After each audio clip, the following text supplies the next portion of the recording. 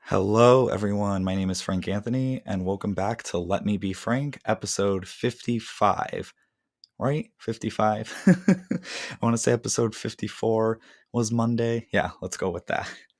Before I forget, and before we get into the following episode, the following Phone a Friend episode, on Fridays, I'm going to start doing something before Frankly Speaking's.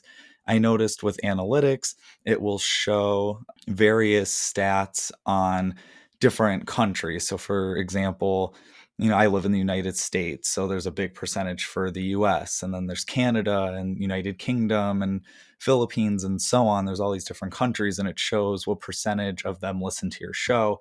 So every Friday, I'm going to start announcing all the various countries that check out the show to give a big thanks and almost kind of do like a little bit of a competition in a way, like which country can get the most, or I should say second most, because it's going to be hard to beat the US. There's such a big percentage compared to the others, but like to see which country can be like first, second, third that listen to the show. It'd be really cool. I don't know. Maybe fun to do something like that. Maybe, or it's dumb. I don't know. But yes, one more thing I wanted to announce for this episode is this Saturday is the 1 year anniversary of Let Me Be Frank with Frank Anthony, which is really cool. And I really want to thank all of you for watching it and for listening. And I'm not just saying that as like a regular thing. I really appreciate you guys checking out the show, the comments you guys leave on Instagram and YouTube. It means so much. All of your thoughts on the show and constructive criticism and positive things. And so it means a lot.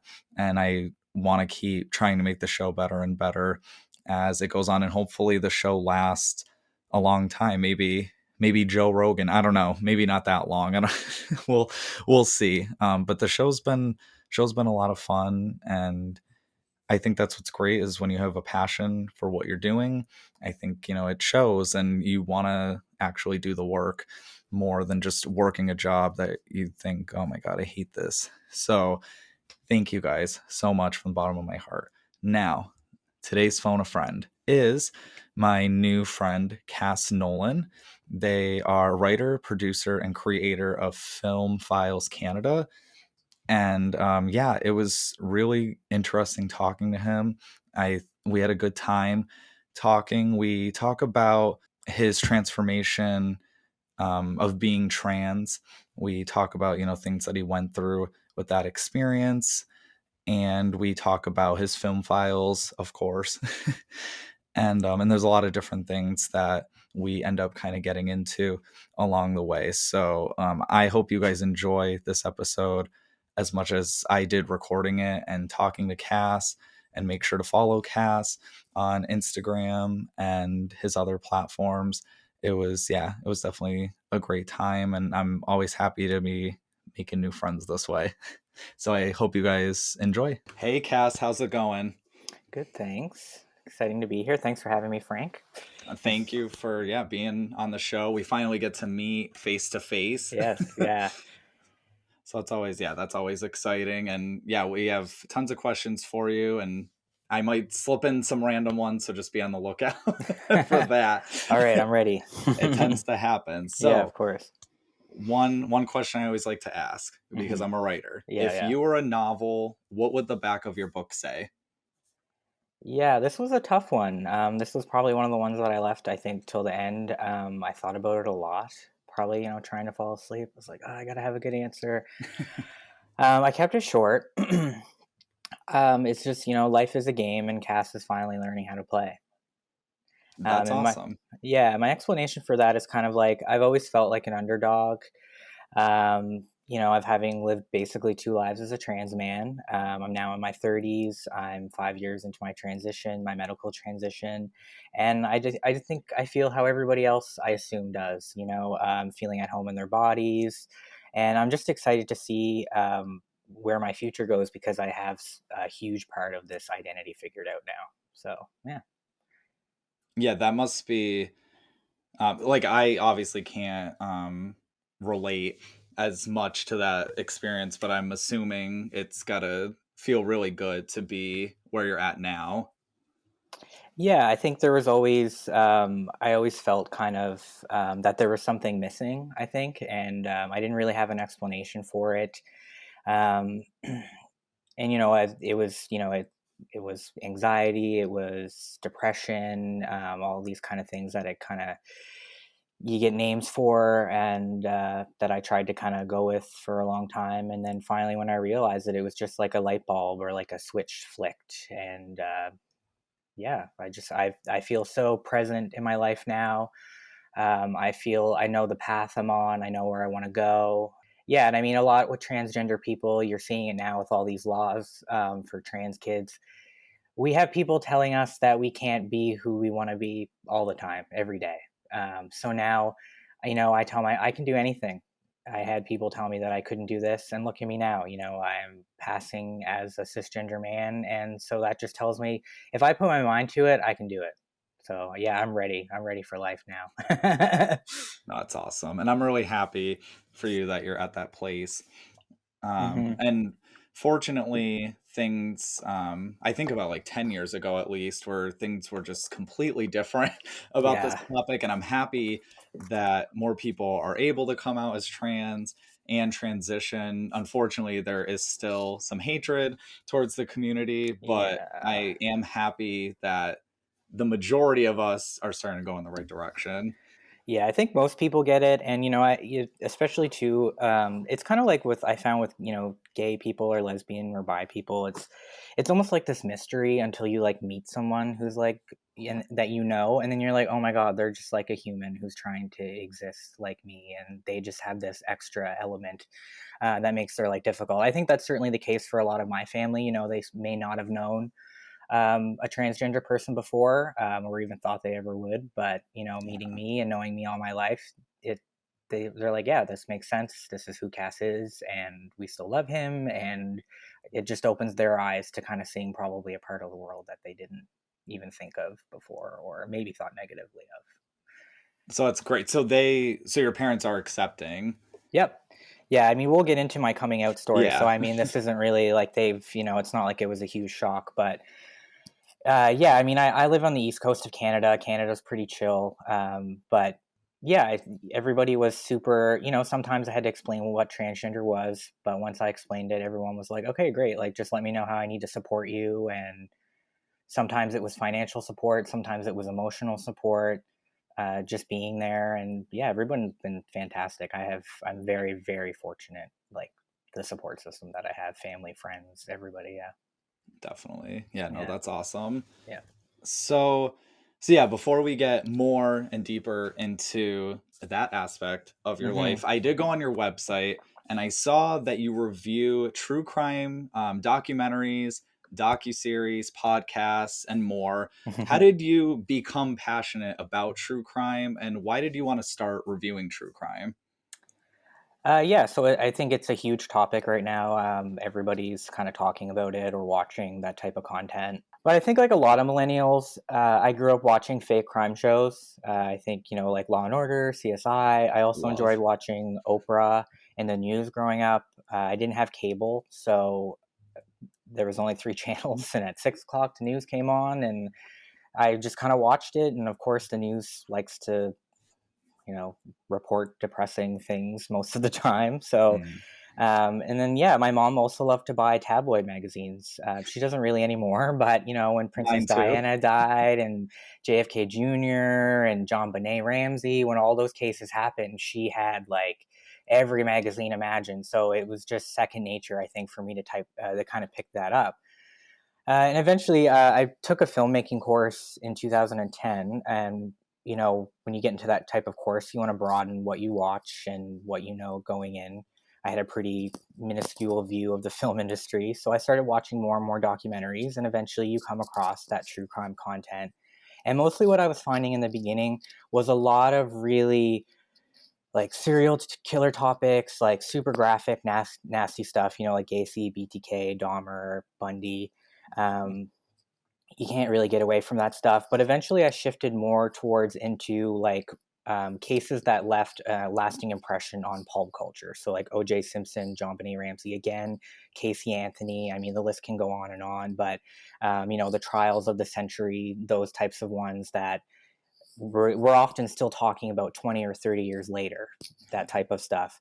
And, naturally, I just began talking about that stuff with my friends. Girlfriends I was dating at the time, we liked watching that stuff together. So it just, it naturally came up. And when you're in that film industry type of college environment, you're constantly sharing stuff to each other. So that's, you're just talking about what you saw and, hey, you should watch this. But then eventually in 2016, there was a series, The Jinx, and then OJ Made in America. In 2016, we just had this huge explosion of true crime content. Things kind of moved away from cable, made for TV, rough reenactments to, these highly produced Netflix, HBO series that we're seeing now. Yeah. And even now, I mean, it's still going on. It's overwhelming, the amount of content. So yeah, that's really why I wanted to start reviewing it and factual entertainment, not just true crime, to save my friends the constant harassment of, hey, you should watch this. But also because I watch it so much, I can aid those because it is overwhelming there's so much, people are missing good stuff because it's, Netflix has a series, HBO has a series, Showtime has a series, YouTube is coming in with their own stuff now. We have streaming services just for true crime. It's overwhelming to me, a person who basically that's all I do is watch true crime. Film Files Canada became a way to review it and also to organize it in a way that, hey, someone's like, it's Friday, I want to watch a documentary, but I don't really know what to watch or where to find it. Film Files has where to stream it. Awesome. The rating that it has on IMDb, who the director was. Yeah, and so it started out on Instagram, so I kind of have to limit my posts to 10 images, but I'm able to cram, 1,000, 2,000 word reviews in there, plus images that relate to what I'm reviewing and stuff. So it's really like a nice action-packed, I guess, kind of review. A friend of mine kind of said it was kind of like flipping through a magazine when you read the reviews, which was kind of cool to hear. Yeah, the last reason, and probably the most important one, is why I wanted to review true crime subject matter, is it is very distressing, and it is often without trigger warnings or content warnings. And I went through a period in my life where I had suicide ideation, and I don't like seeing things with animal abuse, and quite often those things aren't warned. They don't tell you about that. So, and people might think, well, if you're watching that type of stuff, maybe you should be, but you're never ready to see crime scene photos that are super graphic. Hearing even descriptions, like for instance, I can remember watching a series called The Keepers on Netflix, which is a great and necessary series on sexual abuse within the Catholic Church. But the descriptions of abuse are so graphic, and I don't recall there being a warning.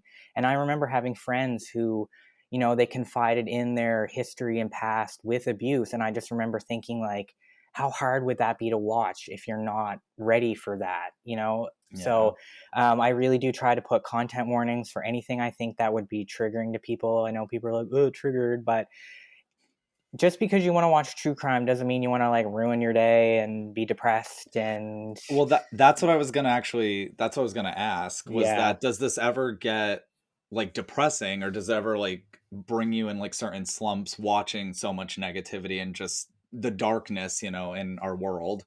Yeah, well, I've definitely tried to stay away from the super dark stuff, unless it's like a super well done Netflix or something series. Like they just recently did one on Night Stalker that I like. I don't really Okay. go looking for the super dark stuff on YouTube anymore. Because I mean, I see a lot of Instagram accounts that are groupies and they think serial killers are hot, and I'm just like, what is going on? So Yeah. I do have some stickers coming that say serial killers aren't sexy, because they're not. Um, but yeah, so I do have some tips for watching true crime that are on the website and on the Instagram. For me, if I have to turn it off and come back to it later, I will. Like, you don't have to sit through it. Same thing for series now. I mean, a lot of them are coming out week by week, so you're not sitting through 4 hours of just traumatic shit. But Yeah. when I review series, quite often I am watching 4 or 5 episodes at a time. So I do have to take breaks. I love RuPaul's Drag Race. Watching stand-up comedies, anything that kind of cleanses the palate after to, just brighten it up, because it can get quite dark. There's a series that just came out by HBO called Allen versus Farrow about Mia Farrow's allegations against her father, Woody Allen. Oh, Um, wow. so I'm pretty, like, unfortunately, like, desensitized to this stuff just because I have been watching it for so long. But that series really, really bothered me, and I do have a review coming out for it soon, and I had to stop it a lot, and in the middle of episodes, and just kind of stop, and because it's heavy, and and people need to know that it's heavy. It's worth watching, but you got to take breaks. You got to have happy stuff on. When I review, I usually have the TV on with something like RuPaul's Drag Race, or Oh, okay. The Office, or something cheery on, or listening to an upbeat podcast, upbeat music. Yeah, like, I can't be down in the dark hole all the time, because it will get pretty depressing. And I'm sure that's what people think I do. Maybe when I tell people I review true crime, that I'm just, like, in the dark hole all the time watching it. Um, but I have also shifted, and I think more people should do this, is towards, like, white collar crime, fraud, systemic racism, issues with, like, the prison system. That stuff is disturbing in another level, but it's not. You're not going to see probably crime scene photos or have to hear about sexual abuse, and that stuff still matters. A lot of rich white dudes are getting away with crime and stuff that other people can't get away with, and I'd much rather focus on that and bring to light those series than dark stuff, which I see a lot of people focus on. But that's just my personal preference. True crime is a very large umbrella. It's a huge genre. Lots of people like different parts of it. Most of that is the serial killer stuff, but that's how I got into it, and it is a part of my audience, so I do have to appeal to them a bit. So. And yeah, there's been a big rise too with like true crime podcast Oh God, yeah. and and everything too. So Law and Order SVU, that's one of my absolute favorites. Yeah. That's what I usually will have on replay because I've seen almost all of them a bunch of times. Mm-hmm. And even still, there will be a few episodes that were really dark that still can affect me a little bit Yeah. if I'm paying attention to the episode. In The most whole cases, writers are basing those off of actual real, cases. yeah. So, I mean, there is a minuscule part of darkness in there, because it is often they'll take multiple episodes and out of one true crime story and make different stories out of it. But yeah, there's Oh yeah. usually, where else are they going to get the inspiration from? You know what I mean? True. And I think it is important that, I think about some people that I don't know, I can't think of like a specific example, but just how some people, which it's good to focus on positive things, but some people take it too far and just almost pretend like dark stuff doesn't happen Mm-hmm. in the world. Yeah. So that's why that, like you said, I think it is important to watch some of these things or research some of these things that are going on in the world, Yeah. because yeah, if everyone just like kind of looks away when these crimes are happening, it's like, well, people are going to keep doing them and stuff if people aren't really. And yeah, and unfortunately too, to go back on when you said like people are finding certain serial killers hot and stuff, like yeah, we need to we normalized that, we need to unnormalize Yeah. And I mean, the that. the media is a huge part in that too. Yeah. They often give them cool nicknames, and comment on their appearance, how attractive they are, how successful they were, et cetera, et cetera. I did a whole post on why it's usually often women that are attracted to these type of men. It was very insightful, but also very disturbing. Well, I mean, they uh, had Zac Efron play Ted Bundy, like. yeah. I mean, and I'll never probably review biopics or dramatizations, just because they do that. They cast very handsome actors in really weird roles. And Yeah. with the OJ Simpson is a topic that I've researched a lot, and I really did like I think it was FX series, The People versus OJ Simpson, which was a dramatization of the murders of Nicole Brown Yes. Simpson and Ron Goldman in the trial, and I enjoyed it. I mean, Marsha Clark did a fantastic job playing, or I can't remember the actress's name, but she did a fantastic job playing Marsha Clark, and there was all these parts. But there's scenes in the show where there's only OJ and like a person, there's just OJ in a room acting, and it's like, well, they don't know what OJ did in that moment. They don't know what OJ did. Yeah. There's conversations with, excuse me, Robert Kardashian. He's passed away. OJ's not going to talk, so it's like we can't really tell what part of these conversations are true or not. So I do like watching them, but you do have to kind of take those with a grain of salt. And Yeah. I probably will never ever review them, just because it would probably just me being like, this is probably wrong, this is probably not right, stuff like that. So No, I don't blame you there. So there's already too much, so I can't really fucking bring in dramatizations too. I'd be reviewing. I already take too long to review stuff, let alone if I added that into my list. I have lists on lists of stuff to watch and rewatch, and it's insane. Just true crime. Well, what's great with reviews too is, pretty much everyone's going to have a different view on it, different opinions, different commentary on it. So, oh yeah, 100%. I mean, everybody kind of takes what they will from it, and I kind of come from it as a filmmaker too. So, I know I worked at a local production company for 5 years. I worked with editors, and I wrote narration, and I looked at final cuts of things. So I also look at it from a technical aspect. I haven't really reviewed any older documentaries yet, but eventually, things like editing, I always look at lower thirds, which are when, they list who the person is, because that's really important to me. Because, if they have like 50 interviews and they're bringing that person back and they ain't telling me who that is, like, I'm going to forget who their name is. Like, that stuff's important to me, what their opening looks like. How they chose to tell the story. If they're, some cases a documentary, I wish this was 4 episodes, and then you got a 4-episode series that could have been 1 hour. So I kind of look for that stuff too. Just from like reenactments, I love looking at reenactments because we're used to cheesy stuff that you see on TV. Like really there's a John Bonet series I watched where it's like obviously a little girl in like a Halloween wig. So, I really like tasteful things, and I try to point that out too. So yeah, there's a lot of people reviewing, but I do try to bring that element to it from like a filmmaker perspective and a writer and all that type of stuff, and someone who hopes to one day kind of write that type of stuff myself. So, which, I mean, that was a perfect segue to the next question. What are your plans when it comes to writing and TV producing? Mm-hmm. Yeah, so Films Files Canada, which is really meant just to be a side project, and it is.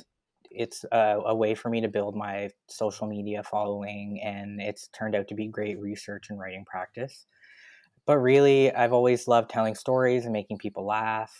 Representation is really important to me. I think that's overlooked a lot for like white cisgender and heterosexual people. I mean, they've been having their stories told for hundreds of years, and even now people of color, it's so important to see representation. And I love Oprah. I've grown up watching her, and one of my favorite Oprah quotes is something like, when she saw Donna Summer on the TV for the first time performing with these big diamond earrings, like that was when Oprah was like, okay, I'm a little black girl, that's a black woman on TV, I can do anything.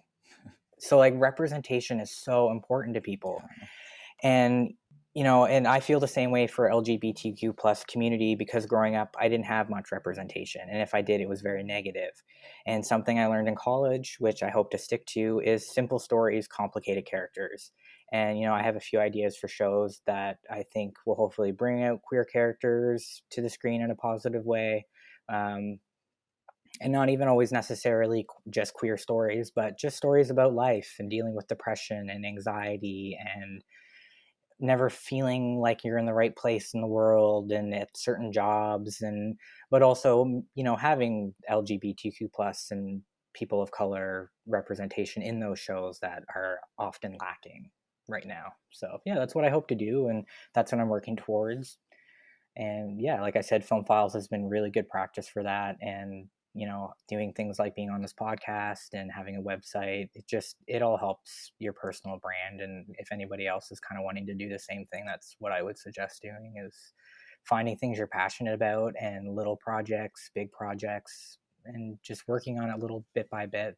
Yeah, that's awesome advice for people out there. And you're definitely right that it's taken a long time to start getting representation. And then like you kind of mentioned too, where it was like we needed the right reputation. It's like when finally, Mm-hmm. like for example, the Excuse me. LGBT community, when we finally started getting more a representation for that, Mm-hmm.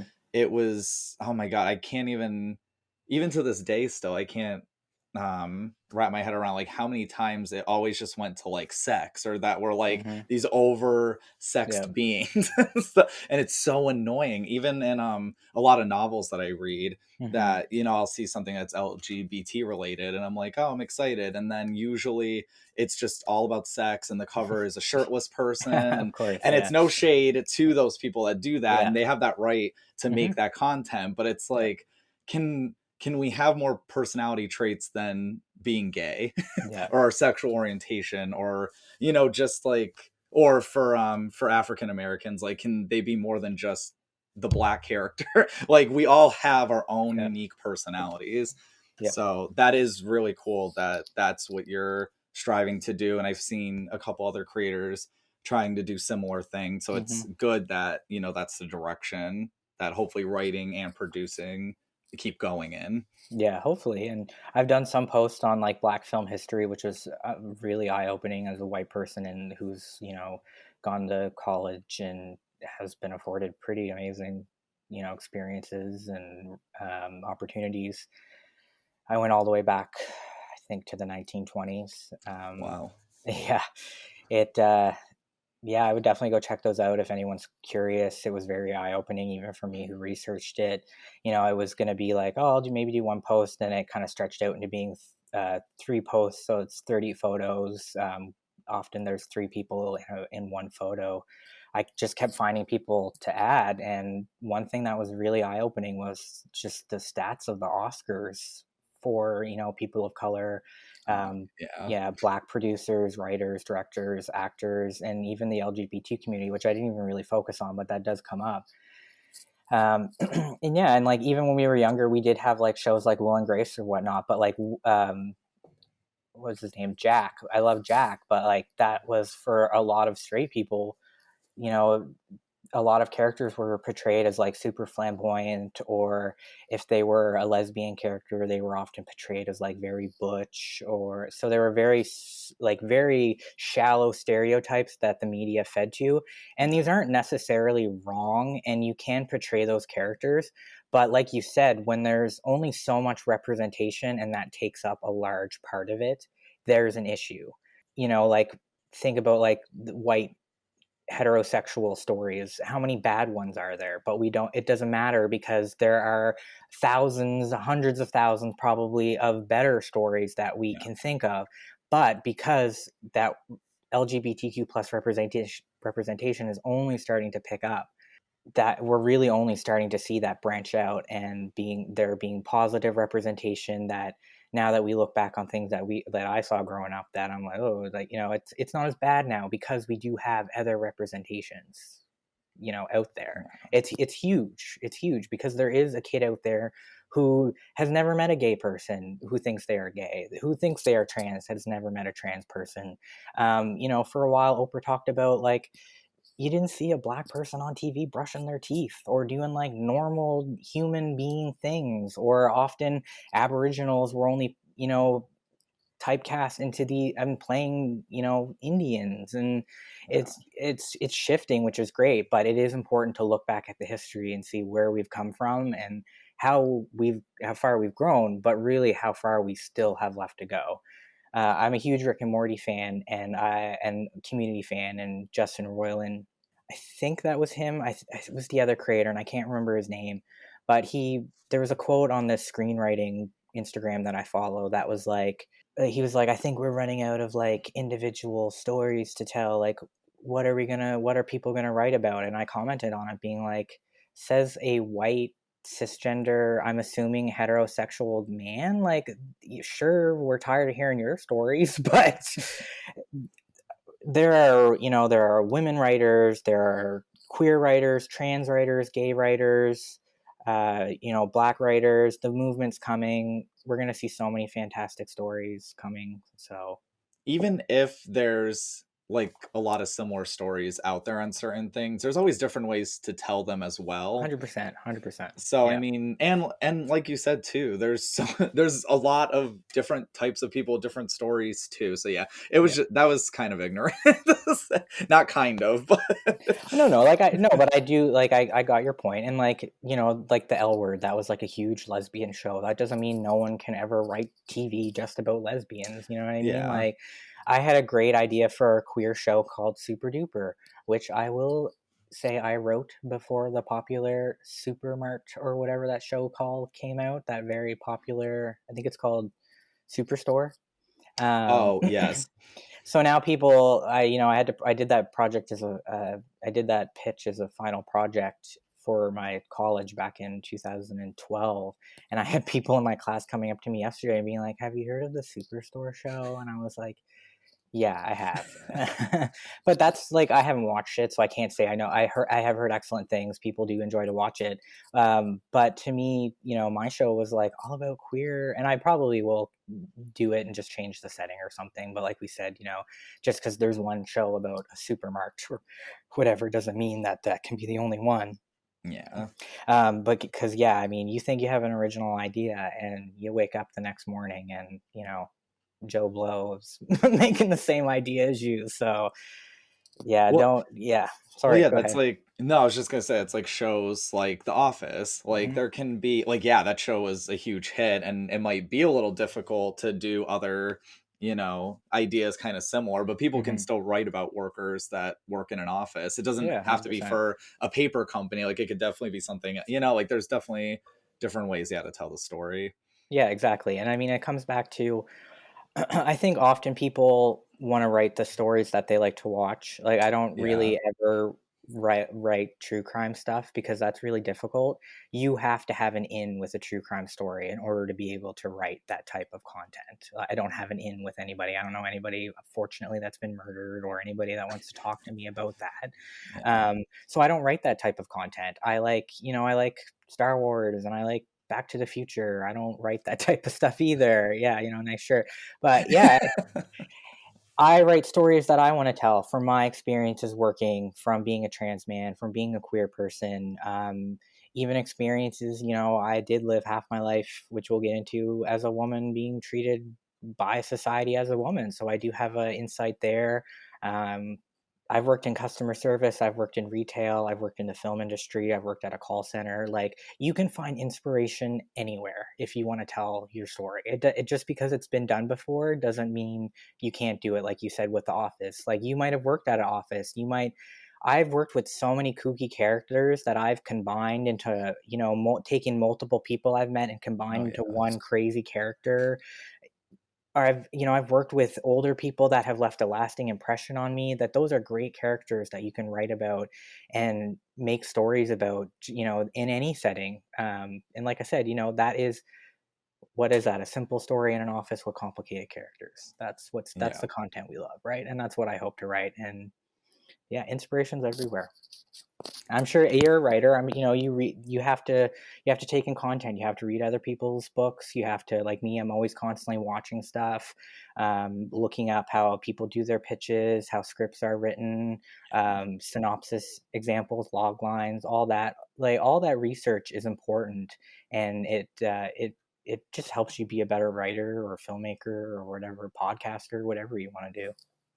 Yeah, no, I've read tons of stories and there's some that I really do enjoy, but then I have to remind myself like when it comes to writing, like you said, people like to create stuff off the things they love, but then I realized, you gotta write what like your most passionate things that you're Hmm. most passionate about. Like that's Yeah. gonna at least start with that stuff.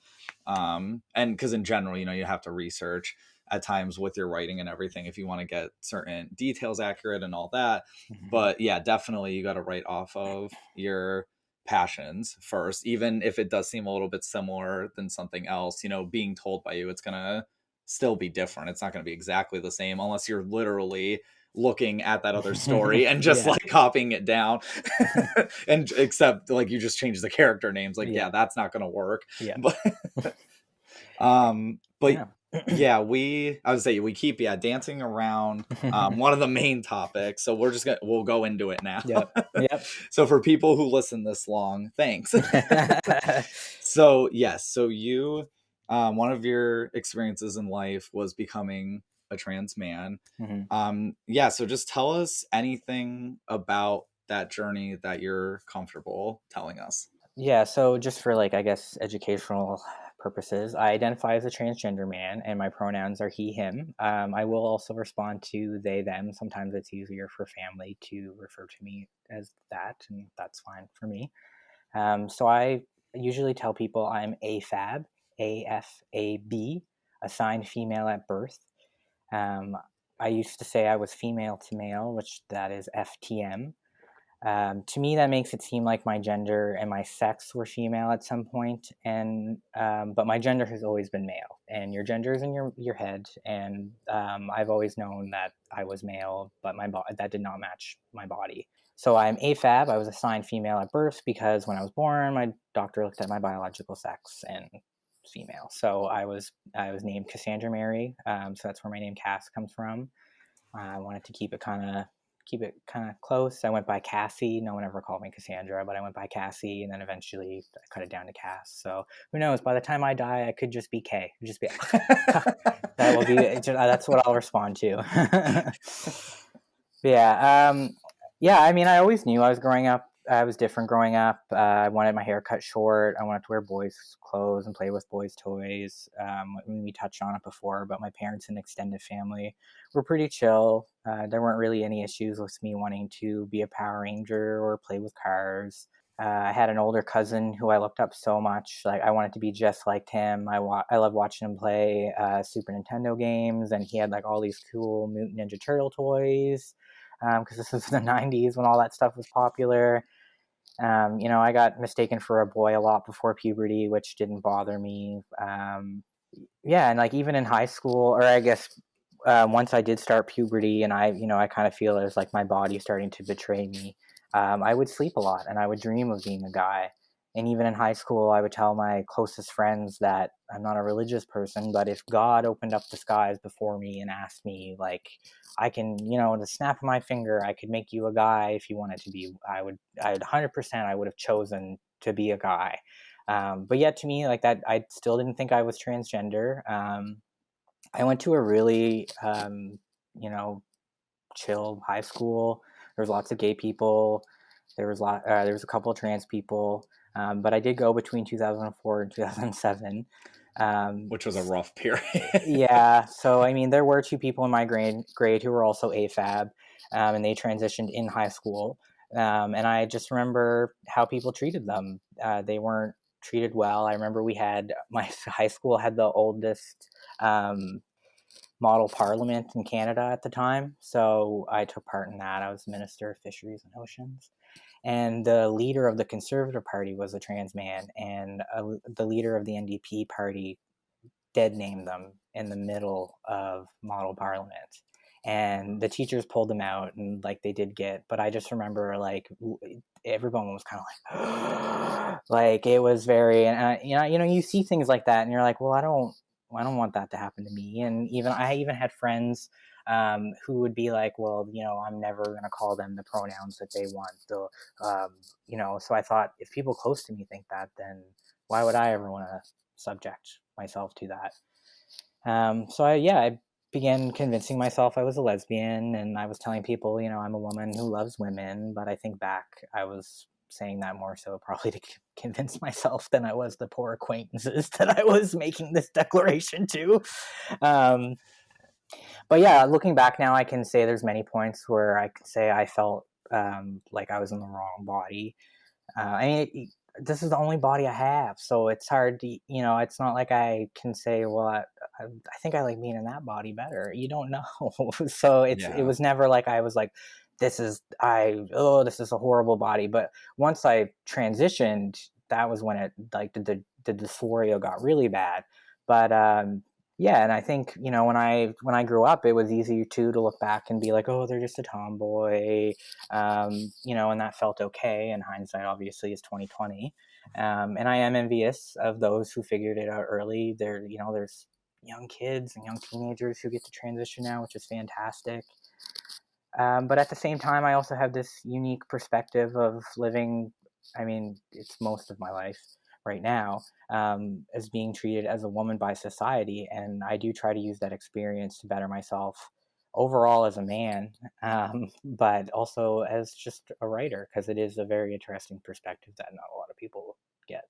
I think, just to add on, I think, if we still had a big lack of representation, I think if you and others, years ago weren't brave enough to be able to come out as trans, I think it would be harder for the newer generations to Mm-hmm. feel as comfortable as they do Yeah, today. Um, 100%. but I am happy that, with the situation that happened at your school, that people actually did something about it. My school, it was progressive, I guess, but I mean, there Mm-hmm. definitely was there was not one person out as trans. There was like maybe two guys out as gay, Wow. type thing, even Yeah. though it still was like a somewhat progressive town because I live in Massachusetts. Yep. So on the East Coast, and yeah, usually East Coast, a lot of places are more progressive. But yeah, it still was just that time period, 2004 to, God, I don't even know, at least 2010, if not a little bit Yep. more. It was, yeah, it was definitely harder. And obviously, even before 2004, it was really hard because of just all the stereotypes Mm-hmm. out there. I guess, yeah. So just to add in so anyone that might be listening that might be feeling like they are trans or don't know don't know what to really do for like any steps or anything. Do you have any Mm-hmm. advice for anyone, maybe like younger generations or older even? Yeah, so mine is pretty limited to the area I live in. It does differ from province to province, and Yeah. I'm sure in the States it's entirely different. But here, I was already seeing a psychologist for anxiety, and uh, I yeah, so I was already seeing a psychologist for anxiety, and I had started to have these feelings, and I mentioned it to her, and she was like, "Well, there just happens to be a psychologist who deals with that in my office, so I can refer you to them." And I was like, "Wow, Oh, that's that's perfect. good. Let's do it." So the way it works here, and I think a lot of cisgender heterosexual people don't realize about transgender people, and especially people who are transphobic and like to say that, we're just doing this for surgeries and whatnot. Um, I had to pay, psychologists aren't cheap. I had to meet with the psychologist at least 3 times before she would say I met the criteria for gender dysphoria, which is what you have if you're transgender. So that kind of, you're going through interviews, going through your life, why you think you feel this way, how your body makes you feel, all these types of questions. And then at the end of it, you also have to pay again to have this psychologist write a letter, which basically confirms that you are transgender, and that way you can. In my case, I was born in a different province, so I had to send these letters to my birth province to get my birth certificate changed, so Gotcha. the F to the M, and where I live in a different province, I also had to get my name changed. You don't need, I mean, anybody can go get their name changed. It's just expensive. That psychologist would have sent the letter to here locally. There's a doctor's office that just specializes in HRT, which is hormone replacement therapy. Okay. So if that's a trans person or non-binary person like me who chooses to, in my case, start testosterone, the doctor sent the letter to the doctor's office. The doctor's office called me. They're very busy, so I had to wait even longer. Um, Eventually, you get your prescription, or no, sorry, you have to meet with the doctor 3 times too, because the doctor wants to check you out. So you have to do like a physical, because in the cases of there are reasons why men have higher heart disease, higher blood pressure. I had to get all of that checked before I started testosterone. I had to get my testosterone levels checked because I hate to break it to you, cisgender female have testosterone too. And so you have to get all of that checked. You have to get blood work. You have to have a physical done. You have to have your weight checked. And then also the psychologist will also do a letter if you choose to get surgery. So in my case, I did choose to have my top surgery done. So I had a double mastectomy to remove my chest. Yeah, and then if you want to get bottom surgeries, then it would be the same if you're, I would assume, a trans woman accepts just different surgeries.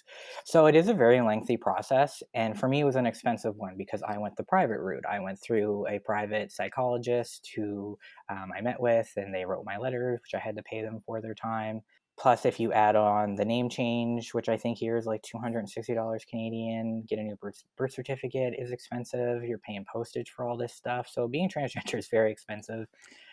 You I was know, gonna mention because I didn't get. binders, binders before top surgery. If you want to flatten your chest, they are expensive. You have to get like the right ones so you're not hurting your ribs.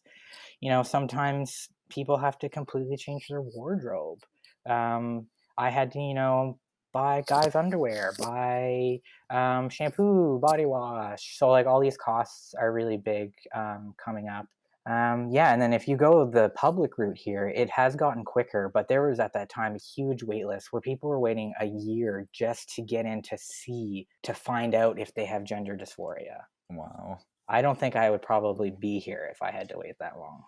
I saw the psychologist in March. I got my first shot of testosterone in June. So that tells you how quick it was compared to some people. Yeah, it's transgender youth have one of the highest rates of suicide of anybody else because oftentimes they're not allowed to transition, whether that be their parents allowing them to buy blinders or the clothes that fit their gender. Yeah, it's a very long process. If you are thinking about being trans, or you think you are trans, not being trans, being about being trans. If you think you're trans or non-binary, I would say talk to somebody you trust. You can reach out. I had a guy, I'm friends with him now. I met him in 2017. He messaged me on Instagram. I've been friends with him since he got his first shot of testosterone. His top surgery is coming up in August. There's a huge community online. Be careful who you follow. They can kind of mess with your self-worth and body image, but there are a lot of nice guys, and I'm sure trans women or non-binary folks who would be happy to answer your questions if you have those. Go see a family doctor if you feel that your doctor is comfortable with discussing that with you. Some doctors don't necessarily know much about trans health. If you think you have a family member, anything, Facebook, Instagram, there's all kinds of groups that I've seen parents in these groups asking questions, other trans youth asking questions. So there's definitely places to go to like message somebody if you have questions about transitioning and where to start, depending. There's probably groups even specific to your city, your state, your province. So people who have transitioned can probably help you find those services because it's often very different depending on place to place what services you can get and where you should go and all that stuff. So, but if there's anybody in Nova Scotia or the East Coast of Canada, definitely reach out. I can point you in the right direction or anything like that if you want to leave it in if you have time. No, that's some great advice, and definitely, yeah, you mentioned a couple things that I probably wouldn't have thought of like right off the bat. So yeah, no, I'm happy you said all of that. You said something earlier about that people who aren't trans, that they like part of the trans community, that they assume that people who are trans want the surgeries. Like, what did you mean Yeah, by sorry, that was that? kind of like an off the cuff remark, but it's just, I think a lot of people don't understand how complicated it is to, Okay. medically transition or get the hormones that you need. I think people just equate it to wearing the clothes of the opposite sex and sneaking in the bathrooms and doing creepy, Gotcha. weird shit that trans people just like don't do. Don't do. You Yeah. know what I mean? Like, yeah, and it's not a mental illness to be transgender.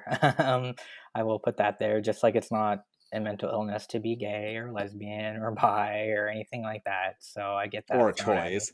Yeah, I get that thrown at me a lot, that it's a choice or that it's a mental illness. It's not. So you know, there's lots if people really want to educate themselves and learn more about that stuff, there's tons of links that will, or YouTube videos, or trans people that are out there speaking about this stuff, if you do want to learn and open your eyes. But unfortunately most of those people don't want to. So yeah.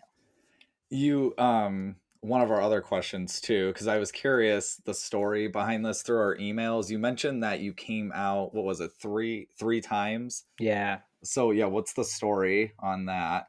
Yeah, so we kind of touched on a lot of it, but I'll just kind of go through Okay. the story. Yeah. So yeah, coming out has kind of become like this huge moment, especially on TVs and movies, almost like it's this one-time announcement. You got like a gay person popping out of a box, like I'm gay, but and we are all kind of assumed to be, born in the gender we're assigned according to our sex, and we're assumed to be heterosexual. So, as gay and trans people, we do have to come out and say, hey, not me. I don't meet that quota, because otherwise you're assumed. And it is a big deal to come out. It's that person making a declaration of who they are, in a really important and personal way. Plus, I mean, if you think about it, our society is so concerned and dependent on labels. We're almost forced to come out and say we're this or that, to kind of ease everybody else around us and make them comfortable. Mm. Even though sometimes maybe you don't feel like necessarily coming out, or you don't have the word for how you feel yet. And with that said, in high school, when I entered high school, I was confused, but I didn't think there was anything different about me. But I saw two classmates who were both female and dating, and they kissed, and that opened up my world to kind of that, lesbian and gay world. And so I was scared of labels, and I came out as bisexual first, and that wasn't really meant to be like a big thing. I had actually This was before text messages and cell phones, so I had written a note to my friend. We used to fold them up real Yeah. cool, and you'd write like "so and so's eyes only," like that would stop somebody from reading it. Yeah. But Yes, no, maybe. yeah, so and I, obviously this proves that did not work, because I had accidentally left it at home, and my mom read it. Oh. So I got home, and this note was like folded out on the bed, and so that was me kind of being forced out. And my mom, she's great now, but that was definitely kind of scary for her. And I remember she did, tell her sisters, my aunts, and so I did kind of get put out, I guess, a bit like that. Um, and so like I kind of just went with that for like a year, and then eventually like I just felt so masculine that I just assumed I was a lesbian. And I dated other women. I came out to my dad as a lesbian when I was 18. Obviously, like my mom knew, and but I lived as a lesbian for 10 years, because I came out when I was 16, and I still didn't feel right. And then around 26 years old, there was this person I knew who they announced that they were transgender, and I thought they were the coolest person ever. Like if I could be that, I was like, man, like you've got it together. So to hear that they were feeling the same thing as me was like very eye opening. And that's when I discovered the community on Instagram and Facebook of all the trans men. And I started to see what top surgery is, what hormone replacement therapy, in this case testosterone, can do to masculinize. I cannot get that word right, to make someone look more masculine, if that's what you want to do. And so that was it. It was just kind of like, I was like, okay, maybe I am living in the wrong body. And that was when I began the process with the psychologist. And yeah, so to summarize, I came out as a bisexual woman when I was 14, 15. Then I came out as a lesbian at age 16. And then I came out as a transgender man at 26. So, a lot of times for my mom, it was just kind of like, okay, well, yeah, well, coming out again, like whatever, just tell me what it is and what I got to do. Like, yeah, so now I'm happier and more confident, and I've always been. But I will just add that coming out for people is not a one-time thing. It's something that trans, lesbian, gay, bi, non-binary, like that whole community does often. whether it's a lesbian who does not meet those stereotypes that's being set up on a date with a man who has to say, no, I'm gay, or vice versa. Or no, you have people who often assume a person's sexuality or even their gender if they don't meet those stereotypes. So for me, I pass as a cisgender man. I'm constantly assumed to be a white cisgender man, which is a privilege that not all transgender people get. Passing essentially allows a trans person safety because people have no idea you're trans and just assume you're a cisgender bro, in my case. But society isn't always set up for trans people, and not even most workplaces. So I've had to out myself at workplaces to managers and whatnot if the bathroom situations like aren't quite, up to what I need. Because I have feminine mannerisms and attributes from being raised as a girl, I'm often assumed to be a gay man, which doesn't bother me. I'm queer, but I am in a relationship with a cisgender woman, and I usually tell people that, and sometimes I don't know if they think she's like a beard or I'm lying to them. So if I trust them, and I've told older people I've worked with, and I will disclose that I'm transgender and what that is and whatnot. And I've had wonderful story. I had a lady that I worked with, an older lady, and I wasn't really sure how she was going to take it, and she took it really well. And eventually, she started disclosing stories to me about a niece she had who was a trans woman, and how this woman had to basically do sex work in order to pay for her hormones and Oh, wow. surgeries. And she eventually died of like I think cancer or something before she could like finish her transition up to how she wanted to be. Wow. So yeah, you never really know like what when you come out. But and I and to kind of flip that too, we have straight people that people assume are gay because of their mannerisms and Yeah. or their speech patterns. So I think it's just best if we just don't apply this old societal standard to people. But it is going to happen. And I've had 3 big coming out moments in my life, but really I'll probably still come out to people for the rest of my life as transgender. And I can see that happening because even the medical system here doesn't really support trans people. So I've even had to out myself to doctors because they Mhm. haven't read my files. So I'll say I have this, and they'll be like, "Well, no, that doesn't usually happen." And I'm like, "Well, no, I'm not a cisgender man, so that's why you're thinking that." And they're like, "Oh." So yeah, like it's things are getting better, but yeah, we're constantly having to out ourselves. I mean, I don't know if you have any experiences with that, but I know many people who constantly, it's not a one-time thing. And maybe where you tell a large amount of people, but I think most people throughout their life will have to continuously come out to people, maybe multiple times if the people are stubborn.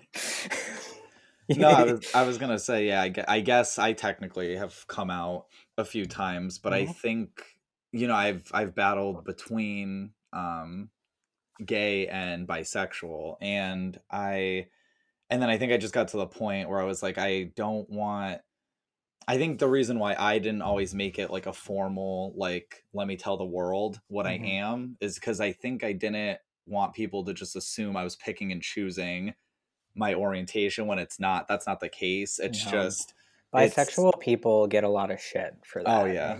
Yeah, it's unfortunate. And it's just like to me, it's like sexuality is a spectrum and like life is so short. Like I spent a large part of my life thinking I wasn't attracted to men or like even like non-cisgender people. And things change and how you feel change. And I think people just need to go with the flow and be attractive to the person you met and their personality and not so focused on what's in their pants. I've had a period on Tinder and Grinder with gay men who are very focused on what's in your pants. So are some cisgender women, and it's just it tears you down. It's the same, when you see stuff like no fats, no femmes, stuff like that. Like it's all discrimination. It all makes people feel like shit, and yeah, just as a trans person, you can get fetishized a lot online, and that's something you have to be aware of. Yeah, so even in the LGBT community, there can be like a lot of hate, like you said. People thinking that, oh, you're bisexual, like just pick a team, or and like, or pansexuals get picked on a lot. Queer, everybody. I mean, it's yeah, we've gone so far, but we still have a lot really Oh, far to yeah. go.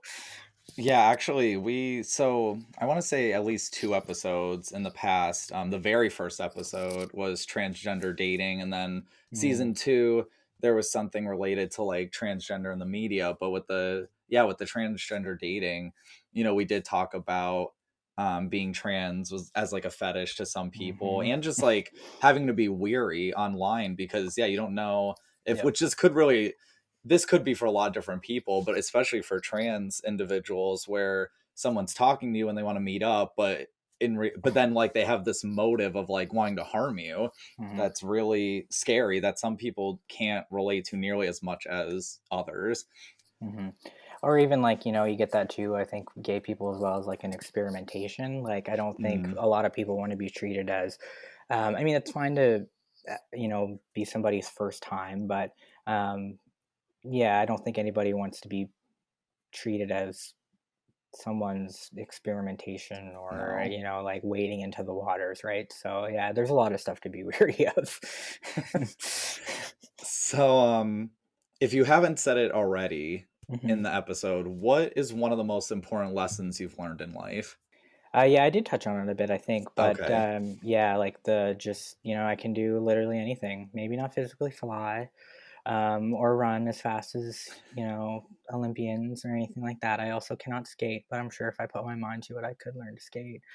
But yeah, I spent a lot of my life thinking that I had to be miserable in this body, and I know I don't have to be anymore. I have horrible people on Instagram sometimes tell me I'm mentally ill and all kinds of horrible things. Like I only want 15 dolphin dicks, which I'm not even sure what that means. Me Uh, either. What? so I've had to prove myself to my friends, my family, and even myself. Some of these thoughts are wrong, um, but I apply it to everything. I never thought Film Files Canada, when I started it in October, it would get the following that it has, or that I would be able to keep up with doing reviews. I recently was diagnosed with ADHD at 31. I'm still always finding out, mental health and yeah, so it never stop learning. You can do anything if you put your mind to it and you do the work. That's probably key.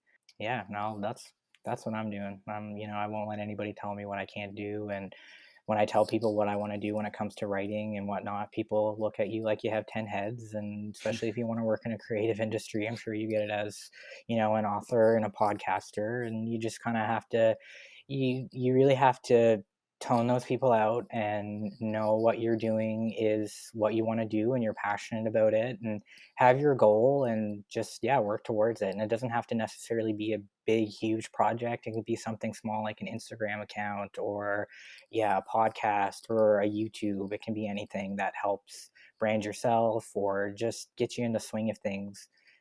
Because doing the type of stuff, editing podcasts, recording, writing, it's not easy. It's something you have to do No. every day. It takes commitment. It takes routine.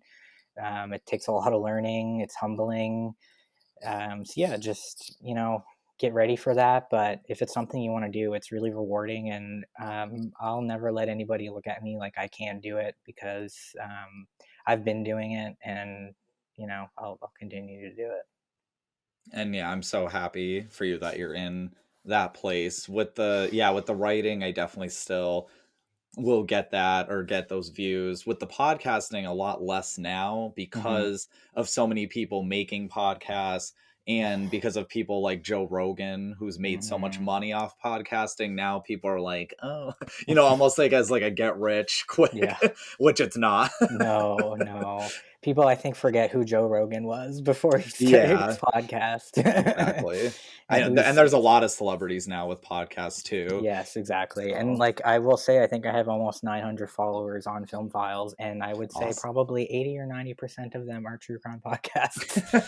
And yeah, and I see a lot of accounts that say, coming soon. And like when I started my Instagram, I did do a short coming soon period, but you can create content ahead of time. No one needs to know that you recorded this podcast episode a month ago, or that you've had Yeah. 10 in the pocket. Like right now, I'm sitting on 40 reviews that I haven't posted yet. It's like I'll post it when I want to. And uh, before you start your Instagram, before you start marketing, have your content ready. That way, when you do start marketing yourself, you know what you're putting out there, instead of building a brand and a market, and then you start recording your podcast or whatever you're choosing to do, and you're like, whoa, this isn't what we put out into the world. And that's happened with Film Files. How I thought Film Files was going to go and how I did things in the beginning are different now. And I've worked off of a lot of stuff, but the way I do reviews are different. The way I post them is different. So, yeah, like, don't worry about, like,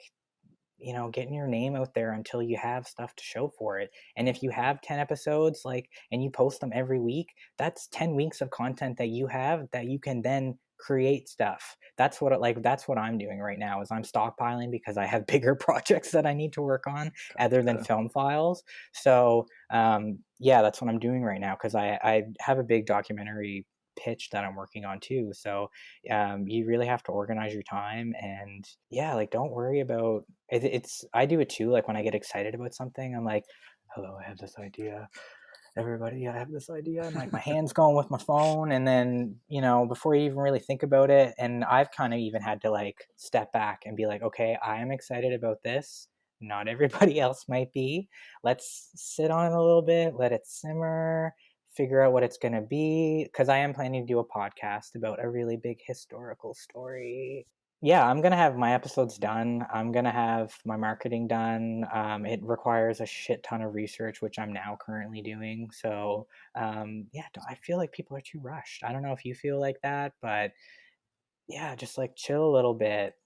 Like, No, I mean, yeah, it's very true. And it's better to and I have guess, stuff done ahead of time than be like trying to, yeah, almost like you feel like underwater trying to publish something each week, but then you have no idea and you're like, ah. yeah, and there is a pressure to post too, because I felt it too. Like, when I was posting, I was like, I have to get this true crime review out before anybody else. But it's like, no, people have Google. They're gonna figure out that this thing exists before I talk about it. Like, Yeah. it doesn't matter. Um, and I think there's a lot of pressures. You look at other people's content, and you're like, oh my god, like, they did what I wanted to do, and Yeah. they did it better or whatever.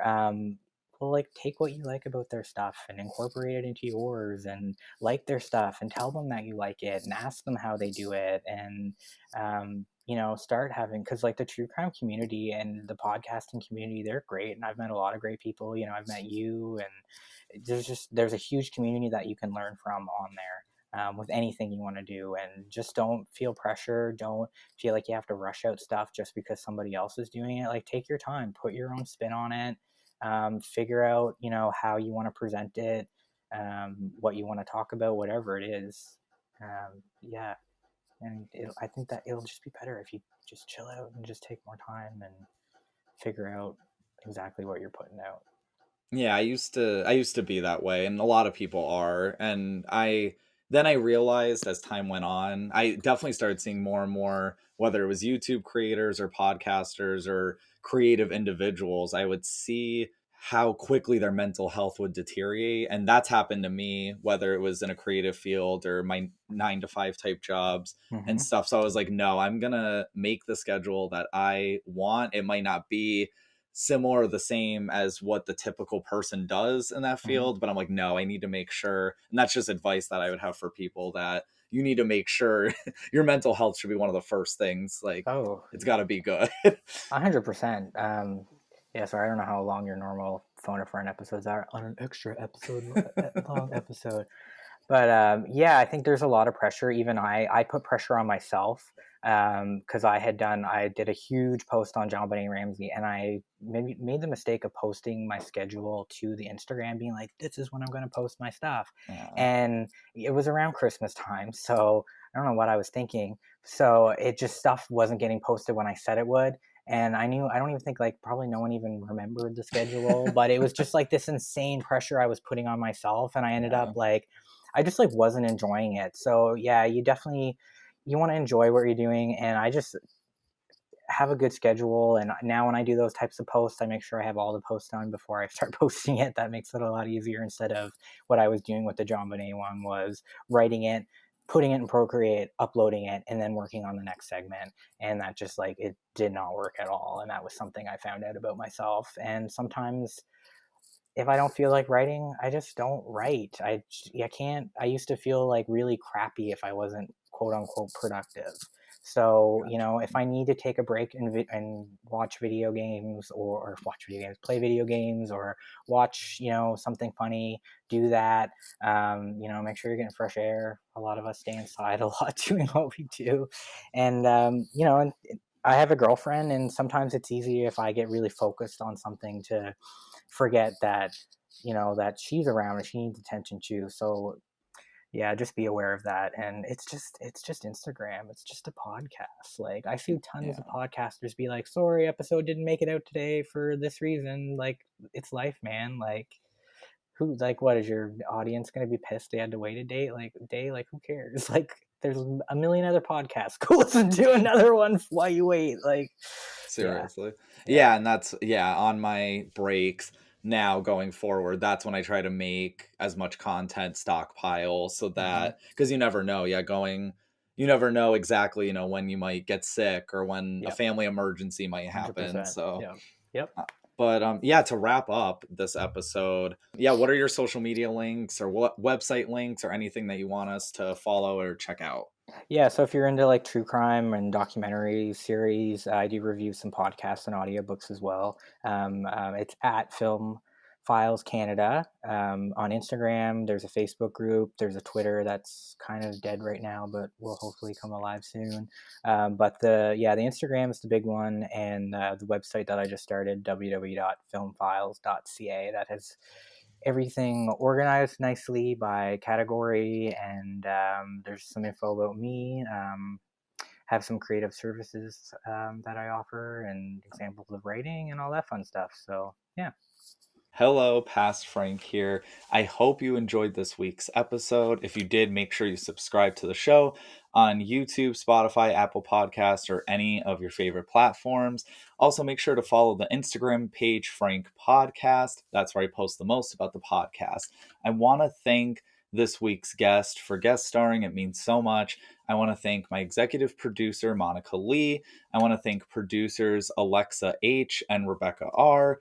And I want to thank each and every one of you guys for listening, for watching, for subscribing, for sharing, commenting, all that good stuff. Thank you so much. Make sure that you go buy some merch, make everyone jealous. If you'd like to become a producer of the show, just go to the Buy Me a Coffee link in the show notes. I hope you have a super special, awesome day, and bye.